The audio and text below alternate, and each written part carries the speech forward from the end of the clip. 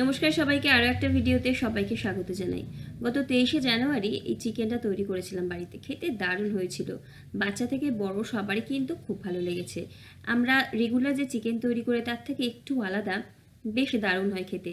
চলুন আজকে একটা দারুণ স্বাদের এই চিকেনের রেসিপিটা আপনাদের সাথে শেয়ার করি। যদি এভাবে কখনো তৈরি না করেন, অবশ্যই একদিন তৈরি করবেন। আর রেসিপির নাম না হয় আপনারাই দিলেন। এখানে 1 কিলো চিকেন আমি ভিনিগার আর জলে নুন দিয়ে 1 ঘন্টার জন্য ভিজিয়ে রেখেছিলাম। তারপরে কিন্তু ভালো মতো ধুয়ে জল ঝরিয়ে নিয়েছি।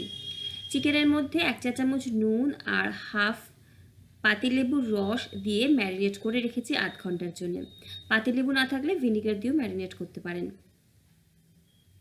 এই সময় ম্যারিনেশনের কিছু ব্যবহার করতে হবে না, জাস্ট নুন, লেবু বা ভিনিগারের যে কোনো একটা দিয়ে ম্যারিনেট করে 8 ঘন্টা থেকে 1 ঘন্টা রেখে দেব। এবারে গ্যাসের ফ্লেমে একটা কড়াই বসিয়ে তার মধ্যে নিয়ে নেব 7টা মতো আমন্ড, ছোট দুটো দারচিনির টুকরো, 2 থেকে 3টে ছোট এলাচ, 3-4টে লবঙ্গ, 4-5টা গোলমরিচ, 1 চামচ গোটা জিরে, 1 চামচ গোটা ধনে, 1 চামচ মৌরি আর 1 টেবিল চামচ সাদা তিল। সমস্ত কিছুকে শুকনো খোলায় কিন্তু রোস্ট করে নেব। নামিয়ে নিয়ে একটু দানা দানা করে গুঁড়ো করে নেব। এদিকে কড়াইতে বেশ কিছুটা সাদা তেল গরম করতে দিয়েছি। গরম হয়ে গেলে 3টে পেঁয়াজ একদম পাতলা পাতলা করে কেটে নিয়েছি, সেটাকে ভাজতে দেবো। আর তার মধ্যে 1 চিমটি চিনি দিচ্ছি, তাতে পেঁয়াজটা ভাজাও তাড়াতাড়ি হবে আর কালারটাও তাড়াতাড়ি আসবে। পেঁয়াজটাকে এরকম ট্রান্সপারেন্ট করে বা হালকা কালার চেঞ্জ হওয়া অবধি ভেজে নিতে হবে। এর থেকে বেশি লাল করে ভাজার আর দরকার নেই। তো এর মধ্যে এবারে দিয়ে দেবো আমি চিকেনটাকে। ম্যারিনেশনের জন্যে চিকেন থেকে কিন্তু একটু জল ছাড়বে, সেই জলটা কিন্তু এখানে অ্যাড করব না। একদম হাই ফ্লেমে রেখে চিকেনটা 4-5 পিস করে দিতে থাকবো আর একটু নাড়াচাড়া করতে থাকবো। লো ফ্লেমে রেখে চিকেন অ্যাড করলে চিকেন থেকে জল ছেড়ে যাবে, চিকেনটাকে কষানো যাবে না। একদম হাই ফ্লেমে রেখে কিন্তু 2 থেকে 3 বারে চিকেনটাকে অ্যাড করেছি। ভালো মতো চিকেনটা দিয়ে ভেজে নিয়েছি পেঁয়াজটার সাথে প্রায় 3 থেকে 4 মিনিট একদম হাই ফ্লেমে রেখে। তারপর এখানে দিয়ে দেবো 1 চা চামচ আদা বাটা, 1 চা চামচ রসুন বাটা আর কাঁচা লঙ্কা বাটা। কাঁচা লঙ্কা বাটাটা আমি কিন্তু একটু বেশিই দিয়েছি, কারণ আমাদের বাড়িতে ঝালটা সবাই একটু বেশি পছন্দ করে। ঝালটা নিজেদের স্বাদ অনুযায়ী কিন্তু অবশ্যই ব্যবহার করবেন। এবারে গ্যাসের ফ্লেমটা হাইতে রেখেই ভালো মতো কিন্তু কষিয়ে নেব এই মশলার সাথে চিকেনটাকে। এতে চিকেনটাও কিছুটা আরও ফ্রাই হয়ে যাবে।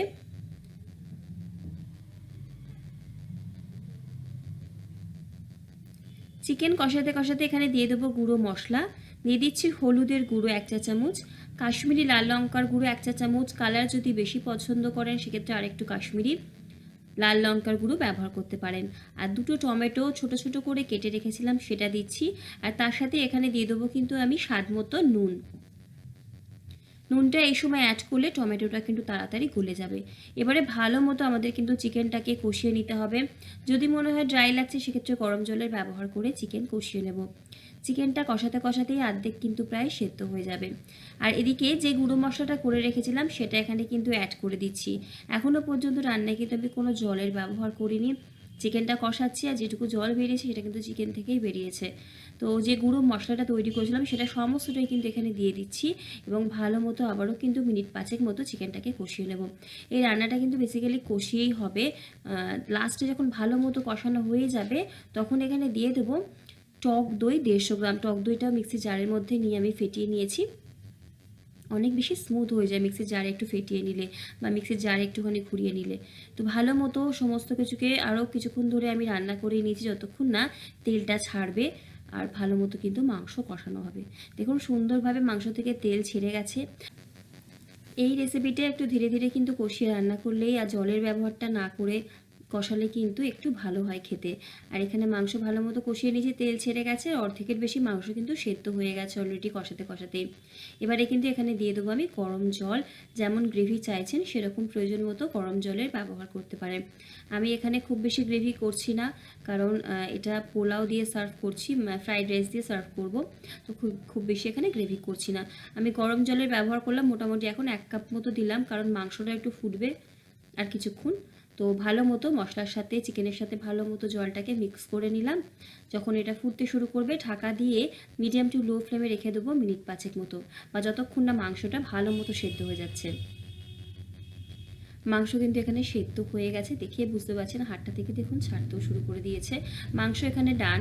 এবারে আমাদের লাস্ট কয়েকটা উপকরণ আর এখানে দিয়ে দিতে হবে। এখানে দিয়ে দেবো আমি যে অ্যাডজাস্ট করলাম, নুনটা অ্যাডজাস্ট করলাম, 1 চিমটি চিনি দিলাম। এতে মিষ্টি হবে না, তবে টেস্টটা ব্যালেন্স হবে। এই সময় নুন ঝালটা অবশ্যই অ্যাডজাস্ট করে দেখে করে নিতে হবে। নামানোর আগে দিয়ে দেবো রোস্টেড কাসুরি মেথি।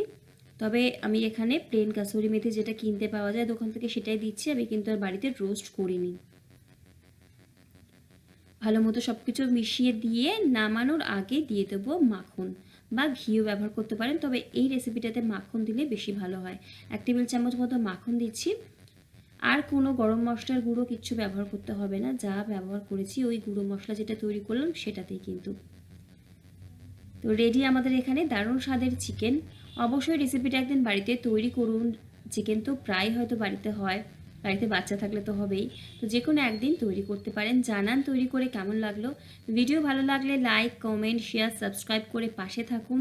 দেখতে থাকুন আরও নিত্য নতুন ভিডিও। আপনাদের কমেন্টে আমি উৎসাহিত হব নিত্য নতুন ভিডিও আপলোড করার। আর যদি খারাপ লাগে তাহলে অবশ্যই ডিসলাইক দিয়ে জানান কেন খারাপ লাগছে। আজকের ভিডিওটি অবধি, দেখা হচ্ছে পরের ভিডিওতে। সকলে ভালো থাকুন, সুস্থ থাকুন, হাসি খুশি থাকুন। ধন্যবাদ।